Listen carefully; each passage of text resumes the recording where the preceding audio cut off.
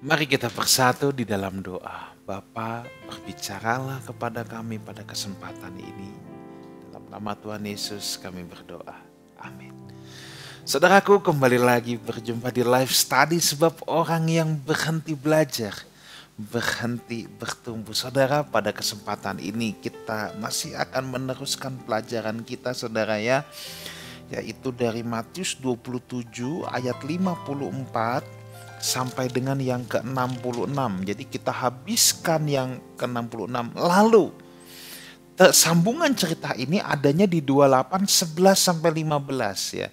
Nah, jadi pada kesempatan ini saya akan membahas 20 ayat 54 sampai 66 dari Matius 27, lalu disambung ke Matius 28 ayat 11 sampai 15. Nah, mungkin saudara tanya 1 sampai 10-nya gimana? Nah, itu cerita kebangkitan Yesus. Nanti kita bahas di sesi tersendiri.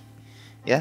Nah, sedangkan penghabisan Matius amanat agung nanti kita bahas lagi di sesi tersendiri. Nah, tetapi ini kita masih dalam rangkaian cerita kematian Tuhan Yesus, Yesus dikuburkan ya. Oke, kita baca dulu ayat 54 sampai 56 pada kesempatan ini. Kepala pasukan dan prajurit-prajuritnya yang menjaga Yesus menjadi sangat takut ketika mereka melihat gempa bumi dan apa yang telah terjadi. Lalu berkata, sungguh ia ini anak Allah ya. Jadi ini yang minggu lalu saya katakan, ketika ada gempa bumi semua mereka bilang, sungguh ya ini anak Allah. Oke. Dan di situ ada banyak perempuan yang melihat dari jauh, yaitu perempuan-perempuan yang mengikuti Yesus dari Galilea untuk melayani dia. Di antara mereka terdapat Maria Magdalena dan Maria ibu Yakobus dan Yusuf dan ibu anak-anak Zebedeus. Saudara, kita lihat dulu di ayat yang ke-54 bahwa ketika ada gempa bumi, gelap gulita, saudara ya, prajurit-prajurit yang ada di sekitar salib itu menyadari dan berkata, sungguh ia ini anak Allah. Pelajaran apa yang kita bisa ambil? Bahwa adanya sebuah kesadaran nurani ya, bahwa Yesus memang anak Allah yang hidup. Memang ada kesadaran nurani dari para prajurit, memang ini anak Allah, memang dia Tuhan.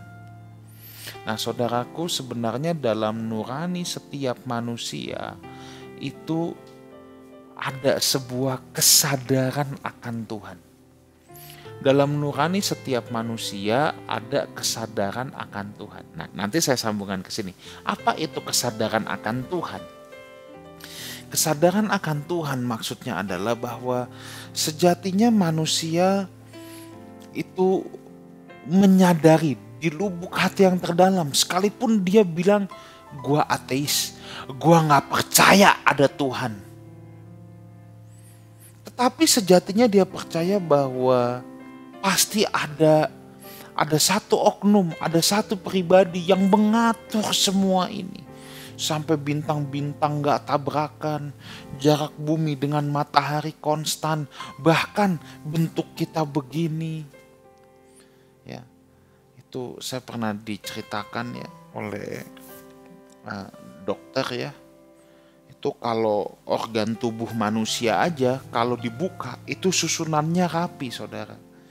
Kata kalau lagi operasi gitu organnya ditarik dulu. Nah, ini kalau saudara yang dokter, saudara pasti tahu. Jadi organnya itu diangkatin dulu satu persatu. Usus apa gitu. Wah, saya juga nggak bisa membayangkan. Ya, jadi kayak diangkat, dipinggirin keluar dulu, saudara. Dan yang hebat katanya, organ itu nanti kalau mau dimasukin lagi, itu nggak usah disusun kayak susun Lego, enggak. Itu misalnya usus gitu, habis ditarik keluar, begitu dilepas lagi, dia bisa masuk ke dalam lagi dengan susunan yang semestinya. Tuh, lihat betapa hebatnya.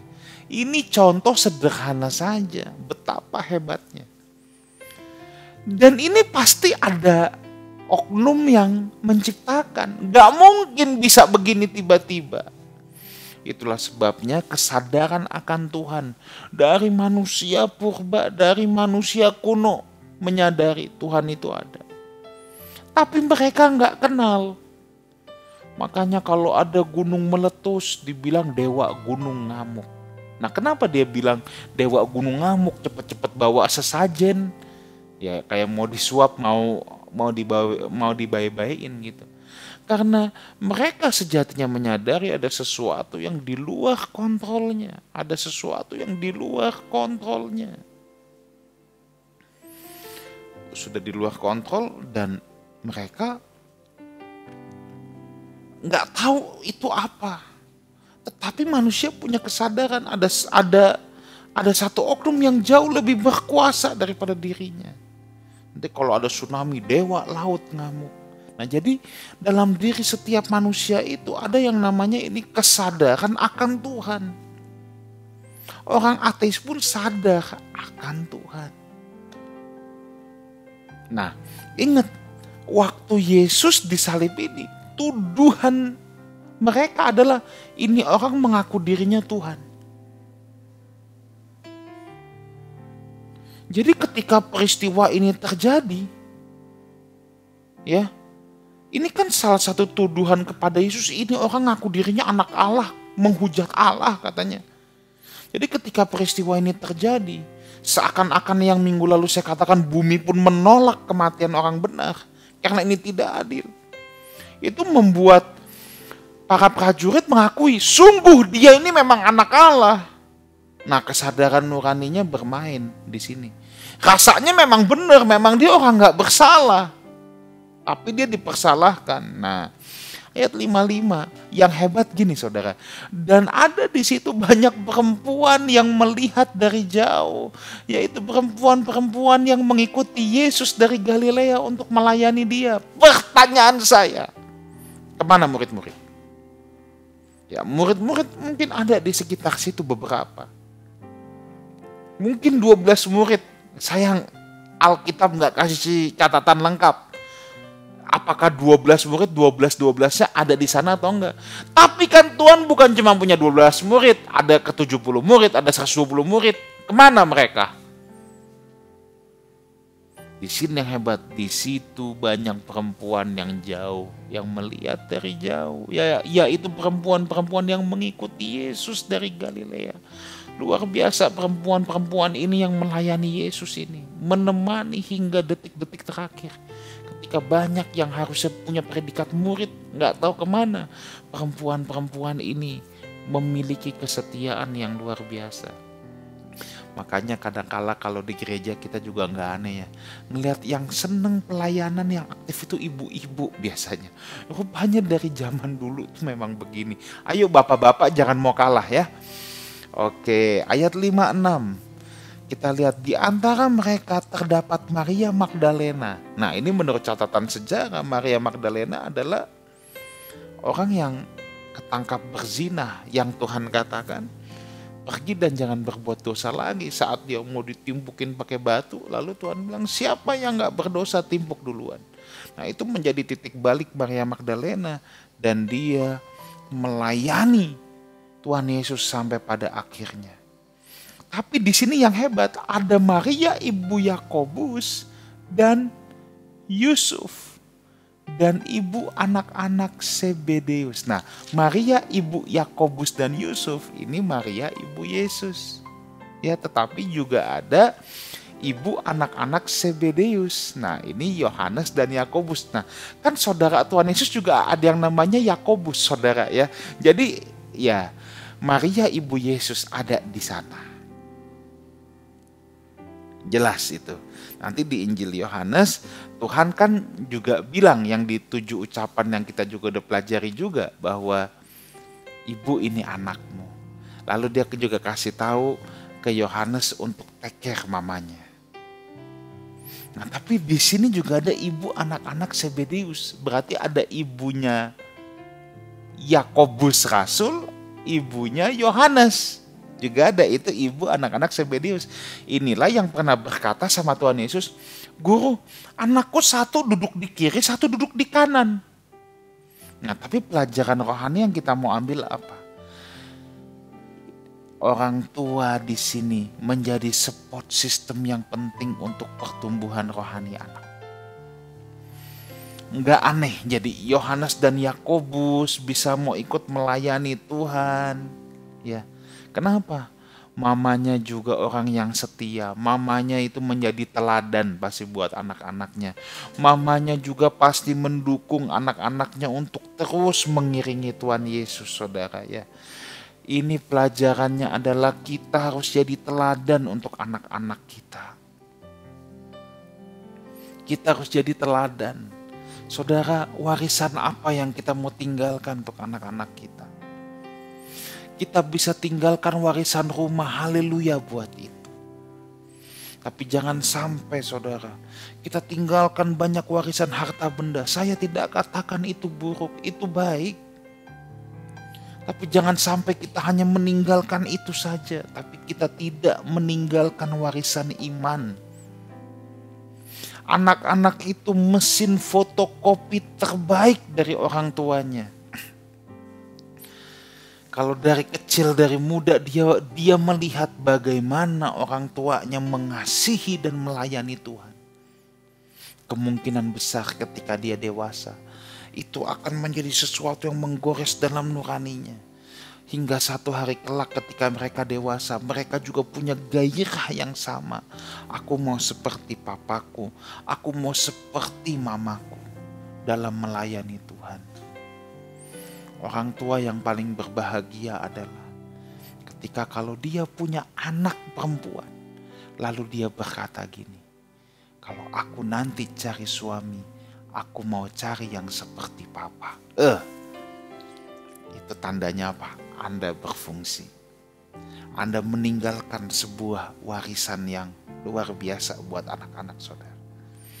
Kalau anak-anak punya anak-anak cowok, anak-anak itu berkata, "Kalau aku nanti punya istri, aku mau cari yang modelnya seperti mama." Wah, itu hebat sekali saudara ya. Jangan sampai anak kita bilang, "Kalau aku punya suami, amit-amit kalau dapatnya yang model papa." Aduh saudara. Atau amit-amit kalau dapatnya yang model mama. Itu menyedihkan kalau sampai anak-anak kita bilang gitu. Ayo saudara, kita belajar jadi support system yang luar biasa buat anak-anak kita. Tinggalkan mereka sebuah warisan kehidupan, warisan iman. Kalau mereka melihat orang tuanya takut akan Tuhan, biarpun sekarang mungkin mereka lagi bandel ya, kadang-kadang kan ada kita bilang ya usia-usia bandel, usia remaja. Tapi satu hari kelak saya percaya kalau mereka melihat roadmap, peta hidup orang tuanya yang begitu mengasihi Tuhan, mereka pasti akan keikut. Mereka pasti akan ikut yang namanya pelayanan, mengasihi Tuhan, hidup bersekutu dengan orang percaya. Mereka akan ikut satu hari nanti ya. Oke, ayat 57 sekarang sampai 61. Menjelang malam datanglah seorang kaya, orang Arimatea yang namanya Yusuf. Ini Yusuf dari Arimatea yang telah menjadi murid Yesus juga. Wah, ini udah murid saudara. Ia pergi menghadap Pilatus meminta mayat Yesus. Pilatus memerintahkan untuk menyerahkannya kepadanya. Dan Yusuf pun mengambil mayat itu, mengapaninya dengan kain lenan yang putih bersih, lalu membaringkannya di dalam kuburnya yang baru, yang digali di dalam bukit batu. Dan sesudah menggulingkan sebuah batu besar ke pintu kubur itu, pergilah ia.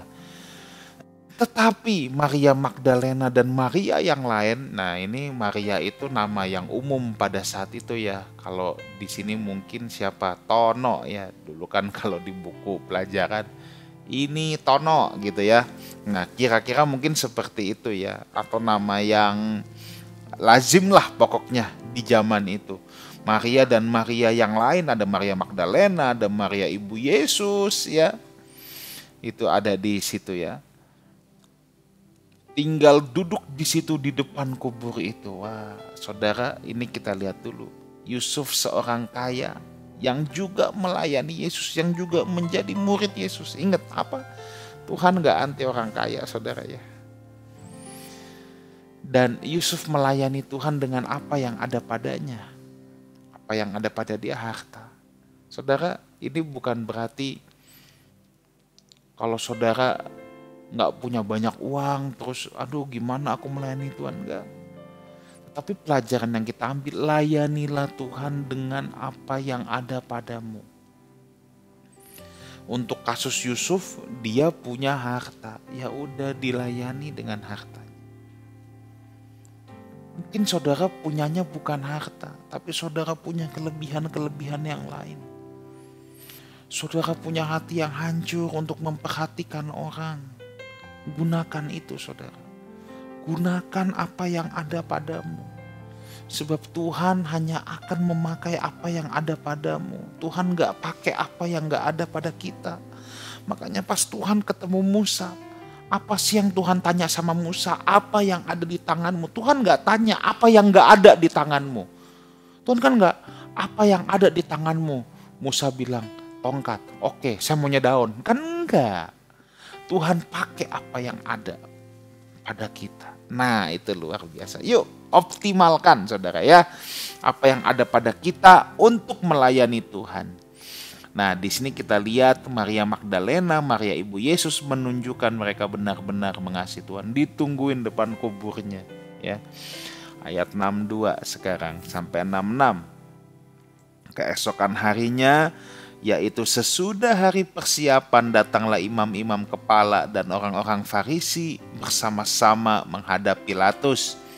Dan mereka berkata, Tuan, kami ingat bahwa si penyesat itu, Yesus maksudnya, sewaktu hidupnya berkata, sesudah 3 hari aku akan bangkit. Jadi pernyataan Tuhan akan bangkit itu semua sudah tahu, saudara. Semua sudah tahu, bahkan para imam-imam pun, orang-orang Farisi pun tahu. Karena itu perintahkanlah untuk menjaga kubur itu sampai hari yang ketiga. Jadi mereka curiga nih, jikalau tidak, murid-muridnya mungkin datang untuk mencuri dia. Lalu mengatakan kepada rakyat, ia telah bangkit dari antara orang mati, sehingga penyesatan yang terakhir akan lebih buruk akibatnya daripada yang pertama. Kata Pilatus kepada mereka, ini penjaga-penjaga bagimu, pergi dan jagalah kubur itu sebaik-baiknya. Maka pergilah mereka dengan bantuan penjaga-penjaga itu, mereka memeterai kubur itu dan menjaganya. Jadi Maria, Ibu Yesus Magdalena memang ada di depan kubur, tapi kubur itu dijaga sama tentara Romawi, saudara ya. Karena mereka juga pernah mendengar Yesus akan bangkit, mereka takut, wah nanti kalau kita nggak jaga, mayatnya dicolong sama murid-muridnya, lalu dibilang dia bangkit, padahal dicuri. Ya, memang susah saudara ya, kalau orang sudah nggak percaya saudara ya, mereka akan melakukan apapun untuk membuktikan bahwa apa yang mereka sedang tentang itu suatu kebenaran. Pesan moralnya apa? Saudara, jangan berdebat sama orang tentang Tuhan. Orang nggak jadi percaya karena menang berdebat. Hidup kita saja. Orang kalau udah nggak percaya, dia akan segala cara untuk menentang. Jadi tugas kita itu memang bukan berdebat. Orang kalau udah nggak percaya tuh susah. Yang kita harus menangkan hatinya. Gimana menangkan hatinya? Lewat hidup kita. Kalau udah dimenangkan hatinya untuk Tuhan, kalau sudah dimenangkan oleh hidup kita, nggak usah berdebat saudara. Nanti dia bisa berubah sendiri. Nah, di sini saya akan sambung ke bagian terakhir Matius 28 ayat 11 sampai 15 ya. Sebab 1 sampai 10 tentang kebangkitan. Nanti kita bahas satu sesi khusus tentang kebangkitan. Nah, oke, 11 sampai 15. Ketika mereka di tengah jalan, datanglah beberapa orang dari penjaga itu ke kota dan memberitahukan segala sesuatu yang terjadi itu kepada imam-imam kepala. Karena kubur itu udah dijaga, tapi sekarang kuburnya kosong, saudara. Ya. Nah, akhirnya mereka berunding dengan tua-tua dan mengambil keputusan lalu memberikan sejumlah besar uang kepada serdadu nyuap lagi sekarang dan berkata, "Kamu bilang ya bahwa murid-muridnya datang malam-malam mencurinya ketika kamu sedang tidur." Waduh, ini kalau di militer hukumannya berat ini. Bukannya menjaga malah tidur ya. Tapi ini kan juga made up story yang dibuat-buat. Dan apabila hal ini kedengaran oleh wali negeri, kami akan berbicara dengan dia, sehingga kamu tidak beroleh kesulitan apa-apa. Ya, takut kedengaran Pilatus. Loh, kok jaga malah tidur? Wali negeri itu kan Pilatus ya. Ayat 15, mereka menerima uang itu dan berbuat seperti yang dipesankan kepada mereka. Dan cerita ini tersiar di antara orang Yahudi sampai sekarang ini. Jadi masih banyak orang Yahudi yang percaya bahwa Yesus tidak bangkit, tetapi para tentara ketiduran. Lalu malam-malam muridnya datang dan mencuri mayat itu. Saudara, in fact, Yesus sudah bangkit. Mereka mungkin harus mengarang cerita bahwa Yesus tidak bangkit. Mereka disuap, disuruh pura-pura bilang ketiduran untuk menciptakan suatu kasus. Lihat, orang dunia itu bisa menciptakan kasus yang sebenarnya tidak ada. Orang percaya jangan sesekali menutup kebohongan dengan kebohongan yang lain. Ini kan mereka sedang berbohong. Udah berbohong ditutupin lagi dengan kebohongan yang lain. Segala cara dihalalkan. Do not cover sin with sin. Jangan gali tutup kebohongan dengan kebohongan yang lain. Saudara boleh lihat orang yang suka berbohong lama-lama, dia lupa dia tuh udah bohong apa aja. Saking bohongnya kebanyakan. Nanti kalau dia ngomongin, loh kok nggak sinkron? Ya dia aja udah lupa dulu dia ngibulnya apa.